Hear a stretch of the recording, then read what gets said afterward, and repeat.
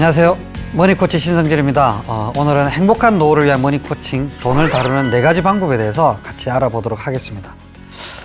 구체적으로 돈을 다루는 4가지 방법을 알아보기 전에 돈을 바라보는 3가지 프레임에 대해서 우리가 같이 좀 생각을 해보려고 하는데요. 행복한 노후를 위해서 돈을 잘 다루기 위해서 먼저요, 3가지 프레임을 한번 정리를 해볼 필요가 있습니다. 이 프레임을 정리해보는 이유는 우리가 돈에 대한 다양한 문제를 갖고 있기 때문인데요. 어떤 머니 스트레스, 돈 문제 어떤 걸 가지고 계신가요? 이 돈의 문제를 제대로 해결하려면 문제를 제대로 파악해야 되거든요. 내 문제가 어떤 것인지를 파악하는 데 있어서 제가 지금 말씀드리는 3가지 프레임을 가지고 파악을 하시면 제대로 문제를 파악하고 해결을 하시는데 도움이 되실 겁니다. 자, 첫 번째 프레임은 머니 프레임이 부와 가난을 결정한다라는 것입니다. 머니 프레임이 뭐냐면 돈을 바라보는 방식을 결정하는 인식의 틀, 이렇게 생각해 볼 수 있는데요. 사람들은 돈에 대한 생각이나 태도, 돈을 바라보는 방식이 좀 다 다릅니다. 서울의 강남에서 아주 부잣집에서 자란 사람과 저 시골에서 가난하게 자란 사람이 돈에 대한 생각이나 태도가 다릅니다. 사업을 하는 부모님 밑에서 자란 사람과 직장인으로 자란 직장인 부모를 가진 아이들이 사실은 돈에 대한 프레임들이 다를 수 있습니다. 모두가 자기가 자란 가정환경, 그 다음에 뭐 종교, 그 다음에 본인의 경험, 이런 것들에 따라서 되게 다양한 머니 프레임을 가지고 있게 되는데요. 핵심은 뭐냐면 돈에 대한 머니 프레임이 돈에 대한 행동을 결정하고 돈에 대한 행동이 내 상태를 결정한다는 거죠.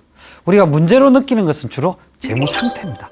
이 재무 상태를 바꾸기 위해서 뭘 해야 되냐면 이 재무 행동을 바꿔야 되는데, 재무 행동을 바꾸는 데는 기본적으로 뭐가 필요하냐면 머니 프레임을 바꾸는 게 필요하더라는 거죠. 그래서 이 머니 프레임이 무엇인지 알고 머니 프레임을 먼저 바꾸기 위해서 머니 프레임이 부와 가난을 결정한다는 것을 기억하실 필요가 있습니다. 그래서 머니 프레임을 가장 잘 나타내는 게 뭐냐면 돈이란 땡땡땡이다 라고 얘기할 때 정의, 돈에 대한 정의를 내가 어떻게 내리는지를 살펴보시면 됩니다. 어떤 사람은 제가 인터뷰를 하다 보니까 돈은 마약 같은 거예요, 이렇게 얘기를 해요. 왜? 돈은 마약 같은 거라는 이야기의 핵심은 뭐냐면 돈을 점점 더 좋아하다가 결국 돈 때문에 인생이 패가망신하더라 라고 하는 얘기죠. 그래서 돈은 마약이다 이런 생각을 가지고 있는 사람은 돈을 좋아하지만 돈에 대해서 심리적인 거부감이 있습니다. 왜냐하면 그 돈이 나를 망칠지도 모른다는 생각을 하기 때문에 그렇죠. 또 어떤 사람을 만나서 인터뷰 하다 보면 그 사람이 뭐라고 얘기하냐면 돈은 사람과 사람을 이어주는 다리 같은 역할을 하는 거야, 뭐 이런 얘기를 해요. 이 사람은 돈이 생기면 어떻게 할까요? 사람들을 불러서 같이 맛있는 거 먹고 즐기고 한잔하고 이런 행동을 하게 됩니다. 그래서 돈에 대한 정의가 어떠냐에 따라서 돈에 대한 행동이 결정되고 돈에 대한 행동이 달라지는 거죠. 돈에 대한 나의 정의가 나의 프레임을 나타낸다, 이렇게 제가 말씀드릴 수 있는데, 여러분들은 돈을 어떻게 정의하고 계신가요? 여러분들이 돈에 대한 정의를 잘 살펴보면 그 정의가 내가 돈에 대한 행동을 하는데 영향을 미치고 있구나 라고 하는 걸 아시게 될 거예요. 그렇다면 우리의 행동을 바꾸기 위해서는 돈에 대한 내 정의를 바꿀 필요가 있다는 거죠. 근데 이 돈에 대한 정의가 막연하게 나타나는 것이 아니라 4가지 영역에 다르게 나타나는데, 돈을 다루는 4가지 역량 프레임이 있다는 게 돈을 바라보는 2번째 프레임입니다. 돈에 대한 4가지 영역, 4가지 역량이라는 건 뭐냐면, 첫 번째, 벌기 영역이 있습니다. 돈을 어떻게 우리가 벌 것인지에 대한 영역이 있고요. 또 하나는 돈을 우리가 어떻게 불릴 것인지에 대한 영역이 있고, 또 하나는 돈을 어떻게 쓸 것인지, 그리고 또 하나는 우리가 돈을 어떻게 지킬 것인지, 돈을 생각하고 이해하고 행동하는 데 있어서 4가지 영역이 있고, 그 4가지 영역에는 각각의 프레임이 있습니다. 어떤 사람은 돈을 많이 버는 게 무조건 좋은 거야 라고 생각하고, 어떤 사람은 돈을 적당하게 벌면서 잘 즐기는 게 좋은 거야 라고 생각합니다. 이게 돈에 대한 벌기 프레임이죠. 쓰기 프레임도 다릅니다. 어떤 사람은 야, 돈이란 아껴 써야 돼 이렇게 얘기하는 사람이 있고, 어떤 사람은 돈을 야, 잘 쓰면서 행복한 게 좋은 거지 적절하게 잘 써야 돼 이렇게 얘기하는 사람이 있습니다. 쓰기 프레임도 다른 거죠. 그래서 벌고 불리고 쓰고 지키고 이 4가지 영역에서 각각의 프레임이 있고 그 프레임에 따라서 뭐가 달라지냐면 재무 행동 등이 달라집니다. 그 행동들이 건강하고 좋은 것이면 역량이 높게 나타나고요. 그게 가난해지는 우리의 가난을 불러오는 프레임이고 가난을 불러오는 행동이라고 그러면 그 재무 역량이 낮아서 우리가 경제적인 자유를 얻거나 부자가 되기가 힘들어지는 거죠. 그래서 이 네 가지 역량의 균형적인 성장이 필요하다. 제가 이렇게 말씀드리는데 이 균형적인 성장이 뭔지 잠깐 제가 숫자를 가지고 좀 말씀드리겠습니다. 집중해서 한번 들어봐 주시죠. 자, 우리나라 사람들이 가정을 수입이나 자산 규모로 해서 수입 규모에서 1등부터 꼴등까지 쭉 줄을 세워놓고 중간값을 딱 자르면 대충 수입이 500만 원 정도 됩니다. 그리고 그 가정은 지출을 400만 원 정도 하고 100만 원 정도를 저축을 합니다. 예를 들어서 100만 원 정도 저축을 할 때 이 가정이 3% 정도, 지금 은행에서 주는 이자율 정도로 이 돈을 운영한다고 생각해 보면 10년, 20년, 30년, 40년 갈 때 저축액은 1억 2천, 2억 4천, 3억 6천, 4억 8천 이렇게 늘어나는데 투자 성과는 1억 4천, 3억 2천, 5억 8천, 9억 2천 이렇게 식으로 불어나게 됩니다. 자, 우리가 지금 현재 부동산 자산 말고 금융자산이 한 10억 가까이 9억 2천 정도 있다라고 하면 뭐 대부분의 가정에 그렇게 나쁜 숫자는 아닐 겁니다. 근데 40년 뒤에 9억이라면 어떨까요? 아마 지금보다 가치가 많이 떨어지겠죠. 물가 상승률 한 3% 정도 따지면 지금보다 한 4분의 1 정도 가치? 그 정도밖에 안 될 겁니다. 그러면 우리가 9억 2천을 은행에 딱 넣어놓고 한 3%씩 원금은 건드리지 않고 찾아 쓴다라고 생각해 보면 한 2,800만 원 정도 될 거고, 그러면 한 달에 한 30만 원? 요 정도 될 거예요. 그럼 이 돈의 가치 4분의 1 정도로 따지면 지금 한 5, 60만 원 정도밖에 안 되겠죠. 지금 현재 5, 60만 원 정도를 가지고 행복한 삶을 산다? 노후를 보낸다? 불가능하죠. 그래서 우리는 어떻게 해야 되냐면 일단 수입을 조금 더 늘리려는 노력을 할 수 있습니다. 그래서 수입을 550만 원 정도 늘리고, 그 다음에 지출을 좀 줄일 수 있죠. 그래서 지출을 한 350만 원 정도 줄여서 저축액을 늘리자. 이게 우리가 일반적으로 자산을 키우기 위해서 하는 행동이죠. 그러면 저축액이 2배로 늘어나겠죠. 한 40년 동안 저축한다 그랬을 때 9억 6천만 원 정도 됩니다. 그리고 저축돼 있는 자산은 한 2배 정도 되겠죠. 그러면 한 달에 우리가 쓸 수 있는 돈은 한 500만 원 조금, 한 460만 원 요 정도 될 건데 그 돈의 4분의 1이면 한 120만 원 정도 아마 생각하면 되지 않을까. 지금 같이 120만 원 가지고 우리가 여유로 있는 노후, 행복한 노후를 보낼 수 있다? 힘들겠죠. 그래서 우리는 뭘 해야 되냐면 수익액을 좀 늘려야 됩니다. 예를 들어서 우리가 지금 현재 은행 저축률 3%가 아니라 수익률을 한 6% 정도 늘린다면 어떻게 돈이 불어나냐면 10년이면 3억 2천, 20년이면 9억 2천, 30년이면 20억, 40년이면 한 40억 정도로 불어납니다. 그러면 한 40억 정도가 됐을 때 6%씩 원금을 건드리지 않고 이자를 인출해서 수익만 인출해서 찾아 산다라고 하면 1년에 얼마를 찾아 쓸 수 있을까요? 대충 40억에 6%니까 한 2억 4천. 그죠? 그러면 한 달에 2천만 원 정도를 쓸 수 있는 거죠.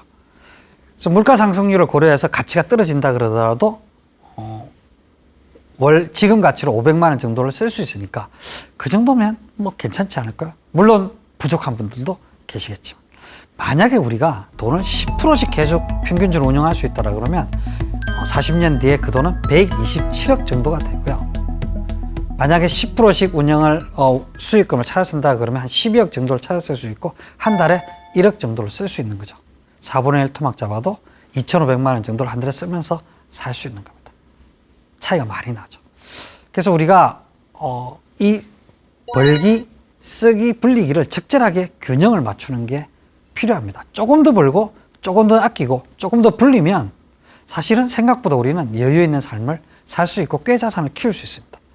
근데 어떤 사람들은 어떻게 하냐면 지금 500만 원 정도 버는 수입을 1,000만 원 벌려고 달라듭니다. 그럼 어떻게 될까요?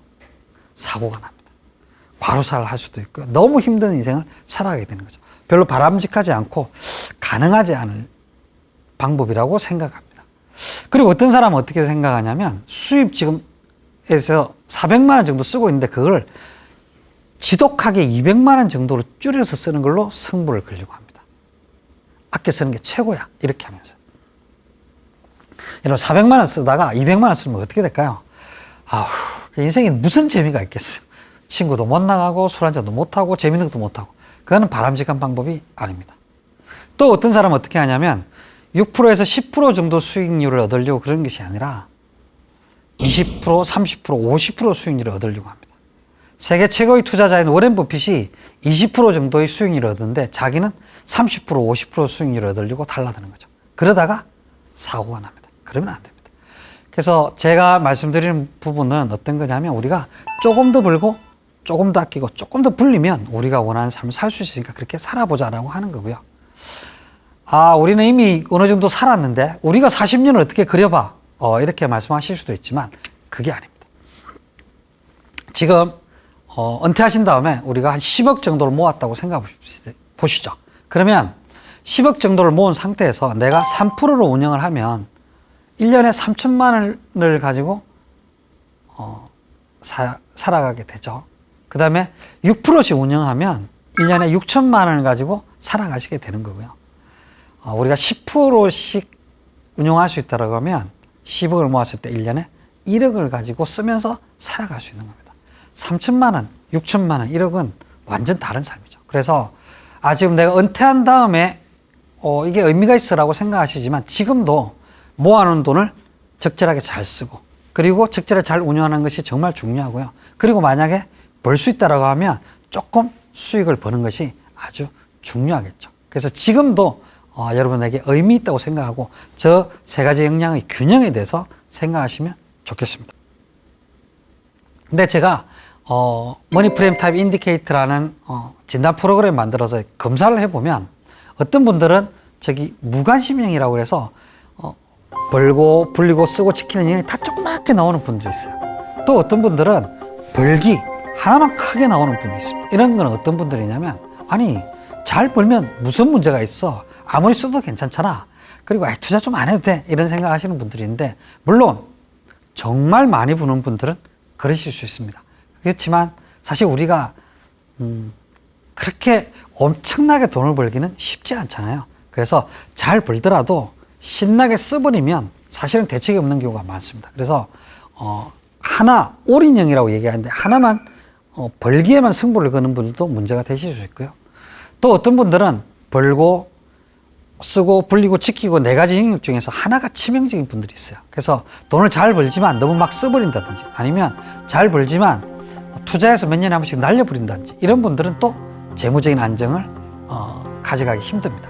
그래서 우리는 벌고 쓰고 불리고 지키고 네 가지 역량들이 다 전체적으로 균형을 잡는 게 중요하다라고 늘 말씀을 드리고요. 네 가지 머니 파워가 균형적인 성장을 해나가는 것 이게 중요하다는 거 여러분들 기억하시면 좋겠습니다. 자, 그리고 세 번째 우리가 가져야 될 프레임은 뭐냐면 100세 시대라는 것의 의미를 명확하게 인지하시는 겁니다. 우리가 과거의 패러다임과 다르게 100세 시대가 되었기 때문에 벌기도 다르고 쓰기도 다르고 불리기도 다르고 지키기도 다르고 모든 것이 변해야 됩니다. 예전에는 60세까지 벌다가 이제 잠깐 살다가 하늘나라 가야 되기 때문에 뭐 은퇴한 이후에 안 버는 사람들도 많았고요. 그 다음에 뭐 이제 얼마 안 남았으니까 신나게 쓰고 가면 되지 않아? 이런 분들도 많았습니다. 그리고 과거에는 60세 이후에 투자 상품을 한다는 것은 되게 위험한 것이라고 권유하지 않았죠. 그리고 그때 이후에 뭐 돈을 어떻게 지키느냐 이런 부분들이 특별한 문제가 안 됐고 방법도 없었습니다. 그렇지만 이제는 100세시이기 때문에 지금 50대, 60대 시라고 하더라도 앞으로 살아가는 인생이 생각보다 많이 남았습니다. 점심시간 조금 지나가고 있는 거죠. 그래서 우리는 벌고 쓰고 불리기 지키기에 대한 패러다임을 바꿔야 되고 100세 시대라는 측면에서 고민을 하시고 답을 찾으셔야 된다. 이것을 명심하셨으면 좋겠습니다. 자, 앞에서 말씀드렸던 세 가지 프레임을 잘 기억을 하시고 머니 프레임이 부와 가난을 결정한다는 거 여러분들 기억하셨으면 좋겠고요. 그리고 돈에 네 가지 영역이 있다는 거 정확하게 기억하셨으면 좋겠고 그리고 100세 시대라는 거 이걸 기억하시고 있는 상태에서 이제 돈을 다루는 네 가지 방법에 대해서 구체적으로 하나씩 알아보도록 하겠습니다. 벌기 부분에 대해서 말씀드리려고 하는데, 벌기? 나 이제 은퇴했는데? 이런 생각을 하실 수도 있는데, 저는 최고의 재테크, 행복한 노후를 위한 최고의 노후 준비는 일이라고 생각합니다. 그래서 은퇴는 없다라고 기본적으로 생각하시고요. 행복하게 벌기. 어떻게 돈을 벌어야 되지? 라고 생각했을 때 행복하게 벌기를 기억을 하시면 좋겠습니다. 자, 일이 왜 중요한지를 먼저 잠깐 짚고 넘어가죠. 나이가 들면 4가지 고통이 찾아온다고 합니다. 누구에게나 찾아오는 고통이라고 하는데 그 4가지가 뭐냐면 빈고, 병고, 무위고, 고독고 4가지입니다.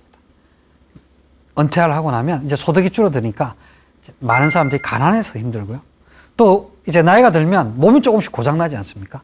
그래서 병 때문에 힘들고요. 그 다음에 3번째 무위고는 뭐냐면 할 일이 없는 거죠. 심심합니다. 그래서 힘들고. 4번째는 고독고, 외로워서 힘들다는 거죠.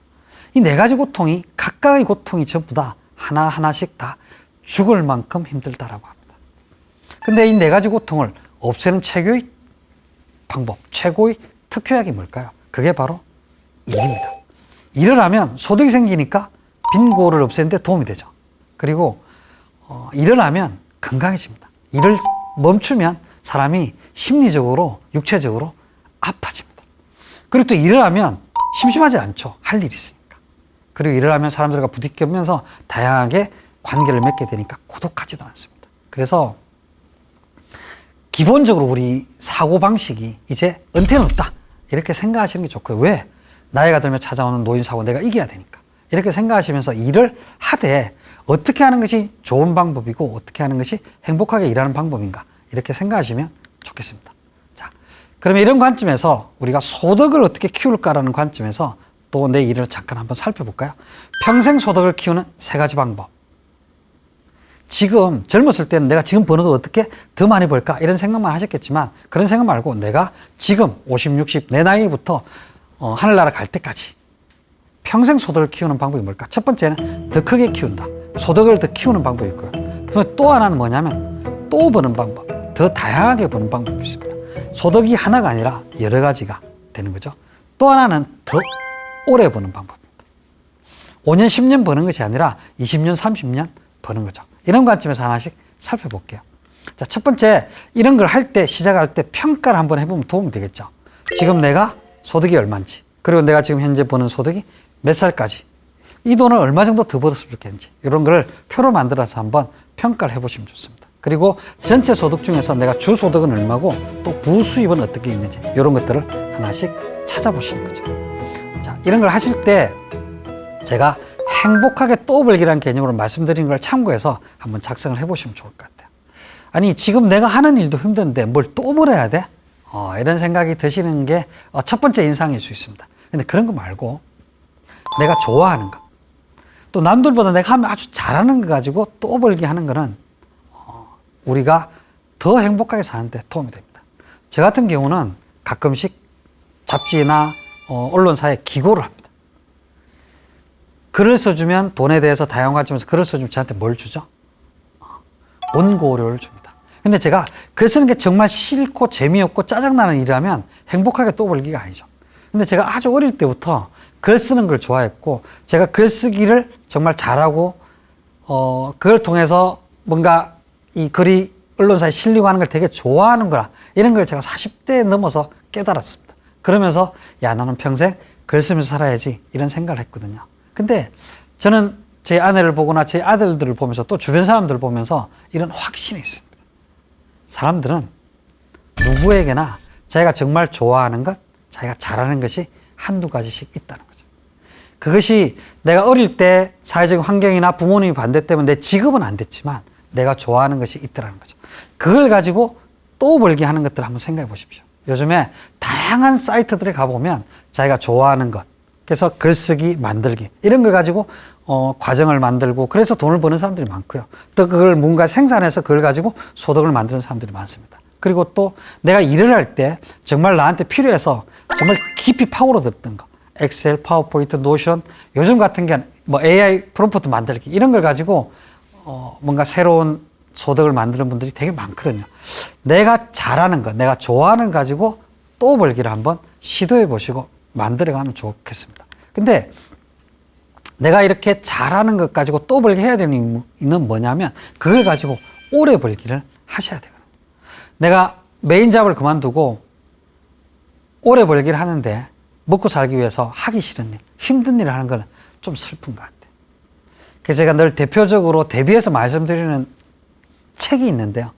김영석 교수님의 100년의 살아보니라는 책이 있고 조정진 작가가 쓰신 임계장 이야기라는 책이 있습니다. 100년을 살아보니라는 책은 연세대학교 은퇴 교수인 원로 교수인 김영석 교수님이 자기의 삶을 100년 97세 때가 됐을 때 100년 가까이를 살아보니라는 자기 인생을 돌아보면서 많은 사람들한테 지혜를 알려준 책입니다. 저는 이 책을 읽으면서 내가 김영석 교수님처럼 살면 좋겠다. 100세가 될 때까지 글 쓰고 책 쓰고 자기가 좋아하는 거 잘하는 거 그걸 가지고 사람들한테 선한 영향을 주면서 그렇게 살면 정말 좋겠구나. 이런 생각을 했습니다. 근데 조정진 작가가 쓴 임계장 이야기라는 책을 보면서 좀 슬펐습니다. 이분이 공기업에서 정년 은퇴하신 분인데 뭐 여러 가지 경제적인 사정으로 아파트 관리인으로 또 빌딩 청소부로 또 고속버스 터미널 주차장 관리인으로 이렇게 일하게 됐어요. 그 일하는 과정에서 겪었던 되게 안타까운 일들이나 슬펐던 일들을 쭉 이렇게 적어 놓으신 그런 글들입니다.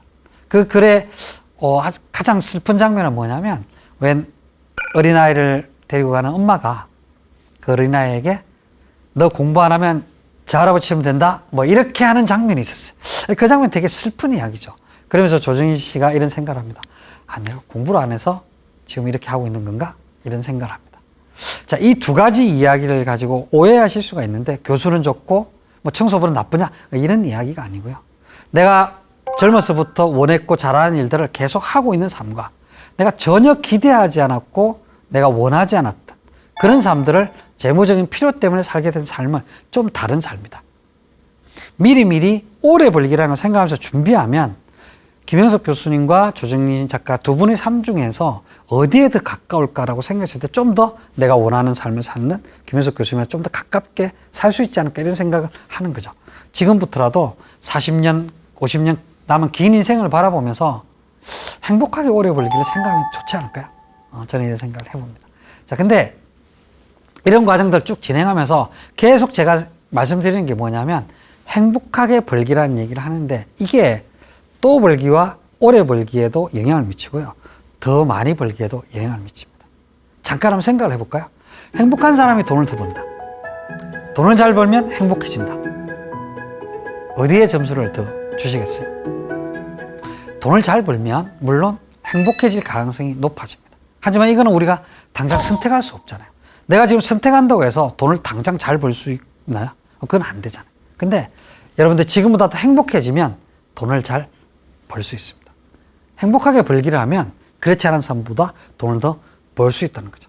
많은 연구를 보면 행복해지면 생산성이 높아진다. 이런 연구들이 있고요. 행복한 사람이 돈을 잘 번다는 것은 우리 옆에서 주변에서 다양하게 사례를 확인하실 수 있습니다.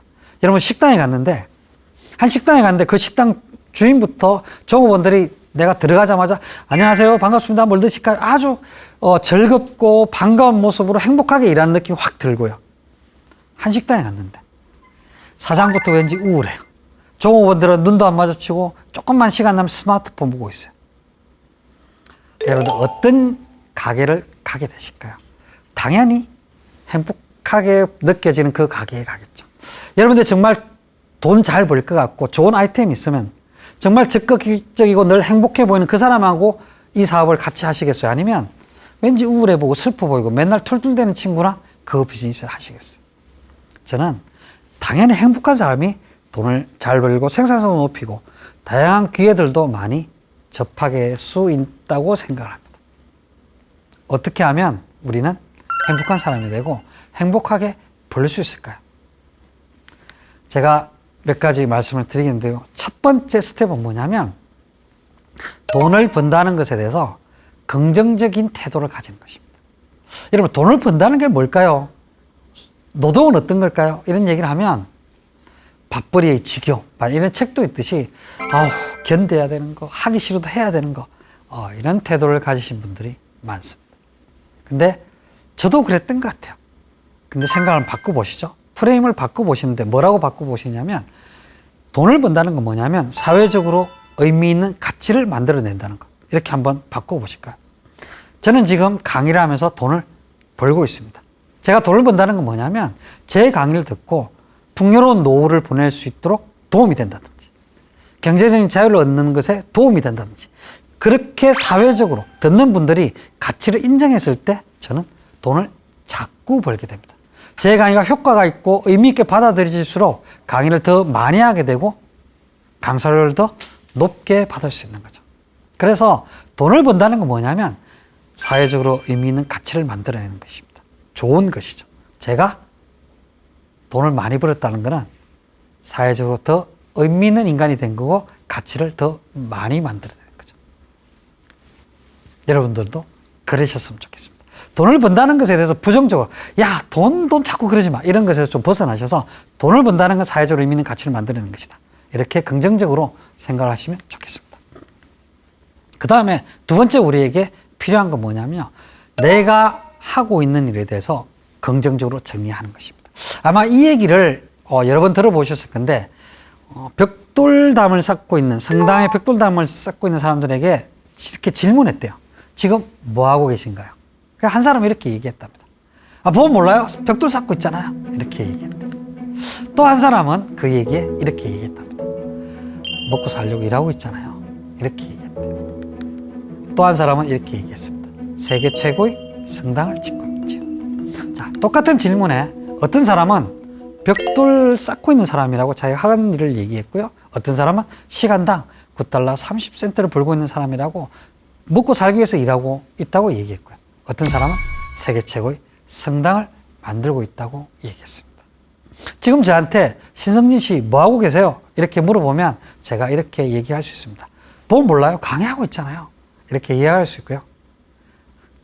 먹고 살려고 지금 강의하고 있잖아요. 이렇게 얘기하고 있는데 제가 지금 하고 있는 강의가 정말 그렇게 느껴진다면 저는 이 강의는 빵점이라고 생각합니다. 세계 최고의 성당을 만들고 있어요. 라고 얘기한 것처럼 저는 경제적인 자유를 이루는 법을 알려드리고 있죠. 풍요로운 노후를 누리는 법을 알려드리고 있죠. 이렇게 얘기해야 제 강의가 의미 있게 받아들여진다고 생각합니다. 돈을 버는 일에 긍정적인 태도를 가지게 되는 것. 그리고 또 하나 내가 하는 일에 긍정적인 정의를 가지는 것. 이게 행복하게 벌기에 아주 중요한 스텝이 될 것 같습니다. 그래서 자 이제 100세 시대 행복의 핵심 키는 뭐냐? 첫 번째는 일입니다. 몸도 마음도 경제도 건강하게 유지하려면 일이 필요하고 벌기가 필요합니다. 하고 싶은 일 그리고 재미있는 일 잘하는 일을 통해서 그런 일을 제대로 행복하게 하는 것이 행복한 노후의 출발점이다 라고 하는 것들 기억하시고 행복하게 벌기 하시면 좋겠습니다. 자, 두 번째는 벌기에서 이제 쓰기로 지나갑니다. 어떻게 쓰는 것이 좋은 것이냐라고 생각했을 때 저는 후회 없이 쓰기를 말씀드립니다. 자, 후회 없이 쓰기라는 걸 왜 제가 이제 생각이 됐냐면 돈을 잘 쓴다는 게 뭐지? 이런 생각을 제가 많이 해봤거든요. 돈을 잘 쓴다는 건 뭘까요? 어떤 사람은 아껴 써야지 뭐 이렇게 얘기하는 분들도 계시겠지만 가장 많은 분들이 하는 얘기는 이런 얘기입니다. 쓸 때 쓰고 안 쓸 때 안 쓰는 거. 그렇죠. 쓸 때 쓰고 안 쓸 때 안 쓰면 후회가 없습니다. 그렇지. 돈을 적게 쓰는 것도 아니고 많이 쓰는 것도 아니고 그냥 후회 없이 쓰는 것이 제일 좋은 거야. 이런 생각을 하게 됐습니다. 맞습니다. 근데 언제가 돈을 쓸 때고 언제가 돈을 쓰지 않을 때인지에 대해서 구체적인 기준이 있으세요? 이렇게 질문을 하면 살짝 좀 아리까리한데 이런 생각을 하시는 분들이 많습니다. 그래서 제가 후회 없이 쓰기를 위해서 기준을 만드는 법을 같이 한번 얘기를 해보도록 하겠습니다. 오디세우스와 세일인 자매의 이야기를 통해서 우리에게 필요한 어떤 노하우를 얻을 수 있는데요. 아마 오디세우스와 세일인 자매의 얘기를 많이 들어보신 분들도 있으실 건데 같이 한번 얘기를 나눠볼까요? 오디세우스는 누구냐면 트로이 전쟁 아시죠? 트로이와 그리스가 전쟁을 했던 그 트로이 전쟁에서 트로이 목마 아이디어를 냈던 아주 지혜가 뛰어나고 그리고 또 사실은 영웅이기도 합니다. 트로이 전쟁을 승리로 그랬을 때 가장 큰 공을 세운 영웅이기도 하죠. 전쟁이 끝나고 난 다음에 자기의 나라 이타카로 돌아가기 위해서 다양한 여정을 거쳐 돌아가는데 그 다양한 경로 중에서 세이렌 자매를 만나게 되는 이야기가 있습니다. 근데 이 세이렌 자매의 이야기를 어떻게 듣느냐면 세이렌 자매가 나와서 노래를 막 불러요. 그 바다를 확 지나가다 보면 세이렌 자매가 와서 노래를 부르는데 그 노래를 들으면 선원들이 전부 다 너무 마음이 이상해져 가지고 바다에 풍덩풍덩 빠져든다는 거예요. 근데 이 오디세우스는 노래를 들으면 풍덩풍덩 빠져 죽긴 하는데 나는 그 노래를 듣고 싶어. 이런 호기심이 발동된 거죠. 그 노래를 들으면 어떻게 해야 되지? 노래를 들어도 바다에 풍덩풍덩 빠져 죽지 않으려면 어떻게 해야 되지? 이렇게 생각하다가 자기 몸을 돛대에 묶게 합니다. 내 몸을 돛대에 묶어라. 그리고 노젓는 부하들한테는 귀를 밀랍으로 담아가서 노래를 못 듣게 합니다. 그래서 바다를 확 지나가는데 세이렌 자매들이 나와서 노래를 막 부릅니다. 그 노래를 듣고 오디세우스가 풀어 이놈들아 이 밧줄 풀어라 말이야 막 이렇게 얘기하는데 뭐 못 들으니까 부하들은 못 풀게 되고 결국 이 노래를 듣고 유일하게 살아남은 사람이 오디세우스가 됩니다. 근데 제가 이 얘기를 왜 하냐면 만약에 오디세우스가 아니야 야 아무리 세이렌 자매가 그런 노래를 부르도 내가 그 노래를 듣고 빠져 죽지 않을 수 있어 뭐 이런 얘기를 하고 밧줄로 자기 몸을 돛대를 묶지 않았다면 어떻게 됐을까요? 아마 바다에 빠져서 죽었을 겁니다. 근데 그 오디세우스가 자기 몸을 돛대에 묶었기 때문에 시스템이 있었기 때문에 빠져 죽지 않았던 거죠. 근데 여러분 이 세이렌 자매를 로고로 쓰는 회사가 있습니다. 스모라고 하는 회사인데 왜 이 회사에서 이 로고를 쓰냐면 세이렌 자매가 마치 나와서 커피 마셔 이렇게 얘기하는 것처럼 우리를 유혹하고 싶었던 게 아닌가라는 생각이 듭니다. 근데 그래서 우리는 커피를 그 회사의 커피를 많이 마시고 있는데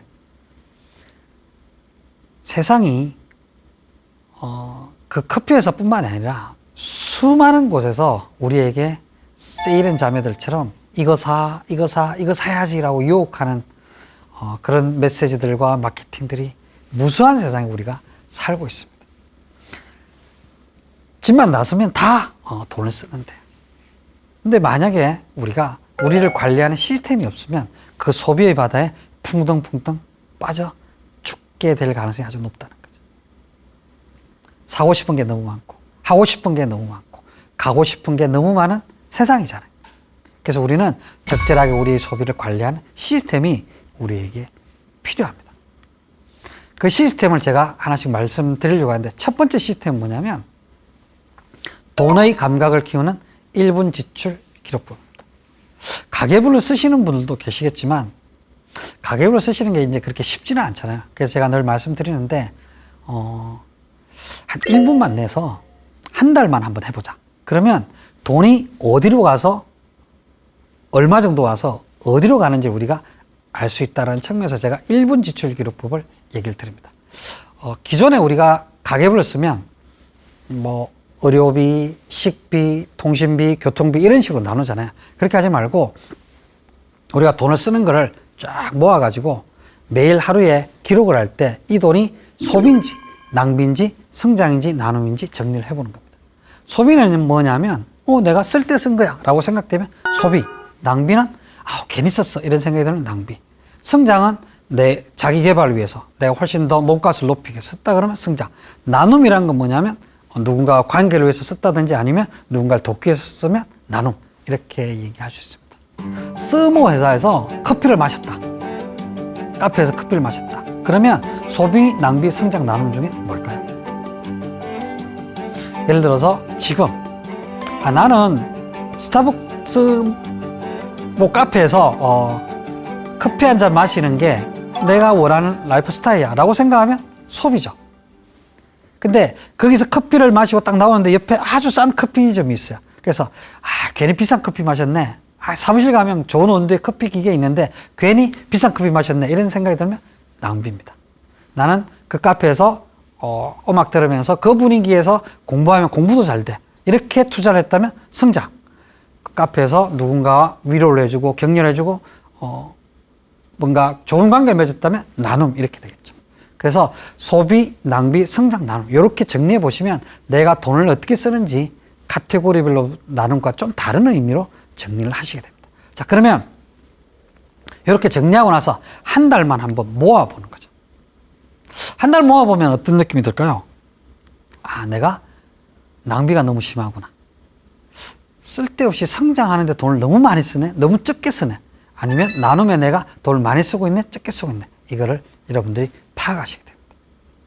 낭비가 너무 많은 것도 문제고 너무 적은 것도 문제고요. 성장이 너무 많은 것도 문제고 너무 적은 것도 문제입니다. 그럼 이걸 조정을 해야 되겠죠.